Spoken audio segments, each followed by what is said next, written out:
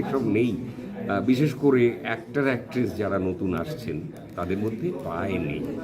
মানে বসে আছেন হয়তো একজন সিনিয়র অভিনেতা, তার সামনেই আরেকজন পা তুলে দিয়েছে চেয়ারে, তার সামান্যতম মানে সৌজন্য বোধ নেই যে এটা করা উচিত নয়। আমরা কোনো সিনিয়রকে, আমি প্রচুর সিনিয়র অ্যাক্টরের সঙ্গে কাজ করেছি, সৌমিত্র চট্টোপাধ্যায় থেকে আরম্ভ করে রবি ঘোষ, কালী ব্যানার্জি, সত্য বন্দ্যোপাধ্যায়, মানে সিনেমার আগের সত্য বন্দ্যোপাধ্যায়, অনুপ কুমার, তরুণ কুমার, সাবিত্রীদির সঙ্গে সেদিনও আমি কাজ করেছি, মাধবীদি।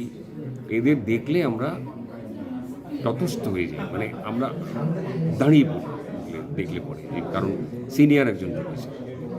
আর আজকে এরা রিল করে, মানে সেটে এসে জিজ্ঞেস করে, ও রিল করছে, ডিরেক্টর তার কথা বলছে, কেউ শুনছে না।